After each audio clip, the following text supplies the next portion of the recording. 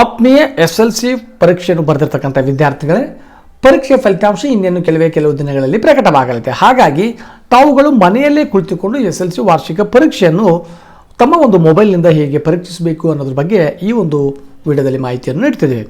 So ತಮ್ಮ ಮೊಬೈಲ್ನಲ್ಲಿರ್ತಕ್ಕಂಥ ಒಂದು Google ಕ್ರೋಮನ್ನು open ಮಾಡಬೇಕು. ಸೊ ಗೂಗಲ್ ಕ್ರೋಮನ್ನು ಓಪನ್ ಮಾಡಿದಾಗ ಇಲ್ಲಿ ಸರ್ಚ್ ಆರ್ ಟೈಪ್ URL ಅಂತಿಲ್ಲ, ಅಲ್ಲಿ ತಾವುಗಳು KERRresults.nic ಎಂದು ಟೈಪ್ ಮಾಡಬೇಕು.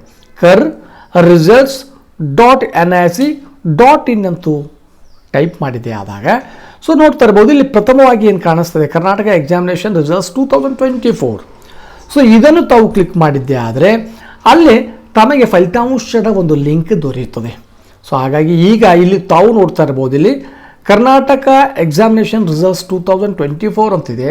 ಇಲ್ಲಿ ಕೇವಲ PUC ದ್ವಿತೀಯ ವರ್ಷದ ಫಲಿತಾಂಶದ ಒಂದು ಲಿಂಕ್ ದೊರೆಯುತ್ತದೆ. ಏಕೆಂದರೆ ಇನ್ನೂ SLC ವಾರ್ಷಿಕ ಪರೀಕ್ಷೆಯ ಫಲಿತಾಂಶದ ದಿನಾಂಕ ನಿಗದಿಪಡಿಸಿಲ್ಲ, ಹಾಗೆ ಅದರ ಲಿಂಕನ್ನು ಕೂಡ ಬಿಡುಗಡೆ ಮಾಡಿಲ್ಲ. ಹಾಗಾಗಿ ಈ ಒಂದು ಲಿಂಕ್ನ ಕೆಳಗಡೆ SLC ವಾರ್ಷಿಕ ಪರೀಕ್ಷೆ 2024 ಒಂದು ಲಿಂಕನ್ನು ಇರ್ತದೆ, ಅದನ್ನು ಕ್ಲಿಕ್ ಮಾಡಿದ್ದೆ ಆದಾಗ ಸೊ ಈ ರೀತಿಯಲ್ಲಿ ತಾವು PUC ನೋಡ್ತಾ ಇದ್ರಲ್ಲ, ಅದೇ ರೀತಿ Karnataka examination and assessment board second PUC examination 1 ಅಂತಿದೆಯಲ್ಲ, ಹಾಗೆ SLC ವಾರ್ಷಿಕ ಪರೀಕ್ಷೆಯ ಫಲಿತಾಂಶ 1 ಅಂತ ಬರೆದು ಎಂಟರ್ ರಿಜಿಸ್ಟರ್ ನಂಬರ್ ಅಂತಿರ್ತದೆ. ಎಂಟರ್ ರಿಜಿಸ್ಟರ್ ನಂಬರ್ ಅಂದರೆ ತಮ್ಮ ಒಂದು ವಾರ್ಷಿಕ ಪರೀಕ್ಷೆಯ ಹಾಲ್ ಟಿಕೆಟ್ ಏನಿದೆ, ರಿಜಿಸ್ಟರ್ ನಂಬರ್ ಅದನ್ನು ಎಂಟ್ರಿ ಮಾಡಬೇಕು.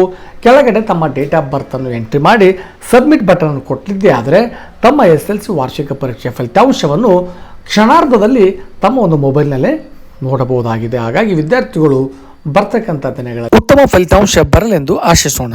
Wish you all the best students. Thank you for watching this video.